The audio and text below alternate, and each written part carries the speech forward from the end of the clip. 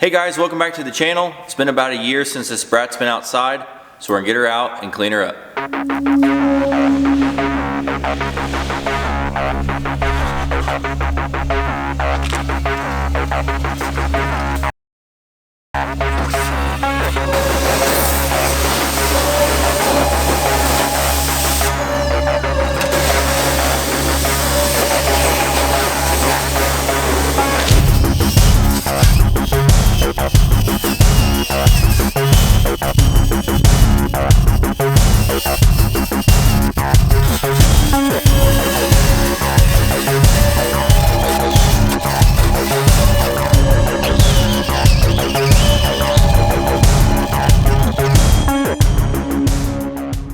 So most of you who have researched this swap before know that you have to cut these inner frame rails of the Brat to clear the larger heads, the wider engine block that comes with the EJ series engine.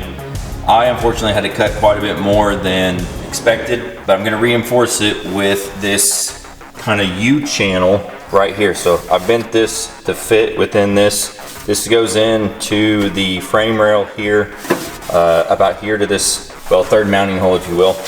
And we're gonna block all this in, and then this will go and tie all the way up into the front. And then on the back side of this is actually a really heavy plate for the tow bar.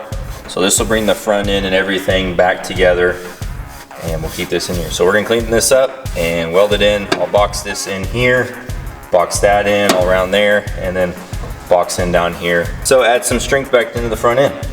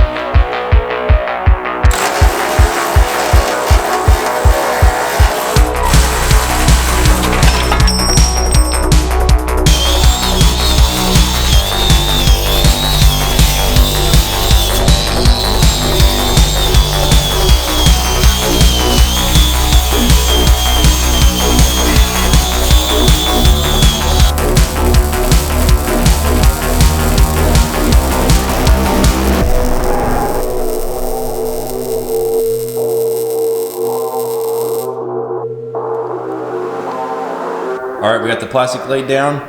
I'm gonna spray everything with degreaser, clean it up, and then we'll get ready for paint.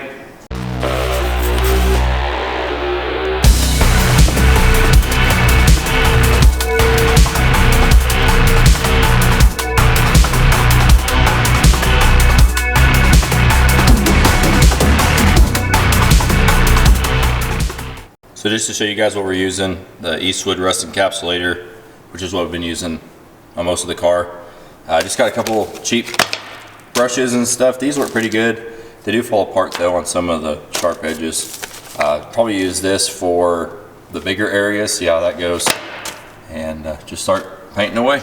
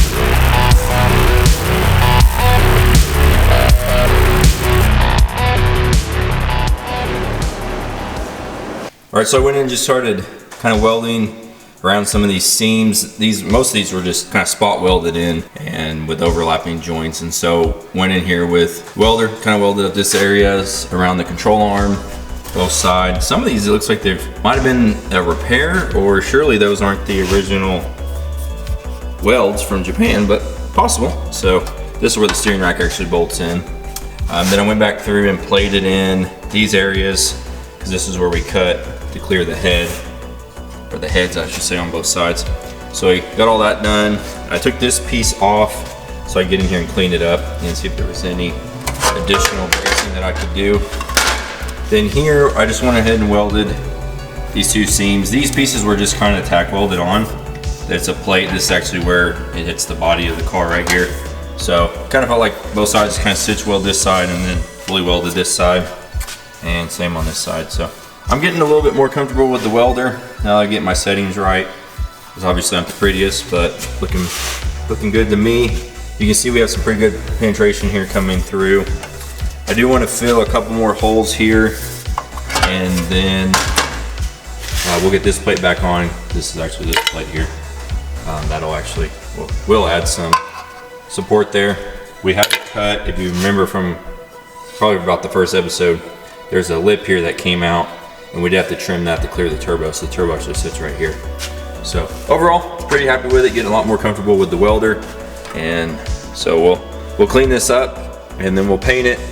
It's too big to be powder coated, at least with the equipment I have. So we'll clean it up, and then we'll just do some like Eastwood rust encapsulator on it, and she'll be good to go.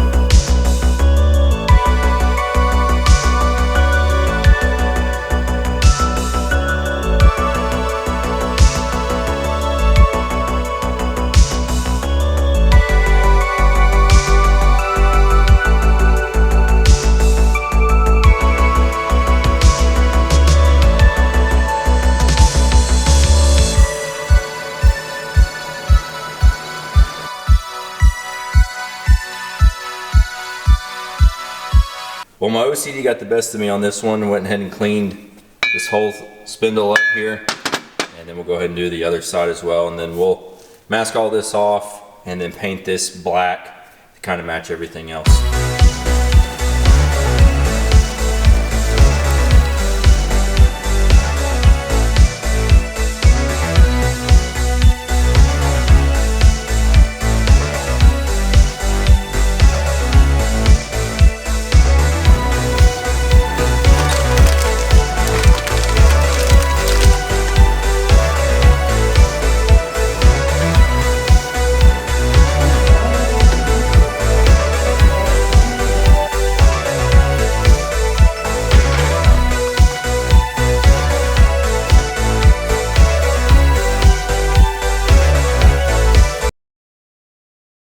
All right, so here's the powder coated control arms. If you guys remember from previous videos, these are Gen 2 lower control arms. We have a Gen 1 BRAT.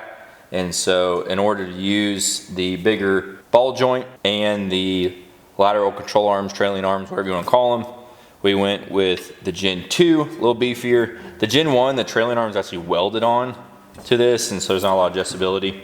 So we needed to get new bushings for the Gen 2. And so these are, what's the guy's name? DRW bushings. I'll try to remember to put that down in the description. Very nice. And I went with green. It's kind of the color here in the shop. And so we'll get both of these pressed in, and then we'll have new updated lower control arms for the front.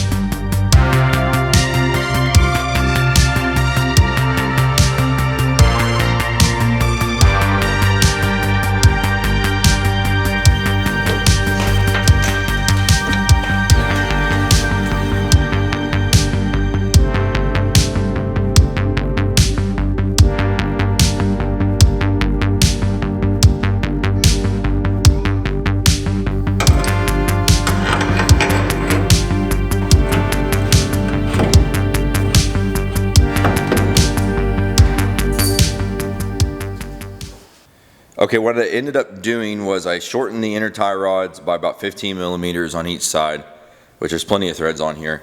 And then I shortened the outer tie rod, the Moog one, by about 30 millimeters, which is gonna give us enough room. Everything was just kind of too long. The factory BRAT tie rods weren't in good shape, and actually they were too short. These are EJ series, which seems to be the same for most Subaru cars, all the way from 99s up until the early 2000s, and then even before then. So it seems to be kind of a universal thing for Subarus. And the thread pitch is the same, which is nice. So I'm gonna put the rack back in, and hopefully that'll give us the travel we need.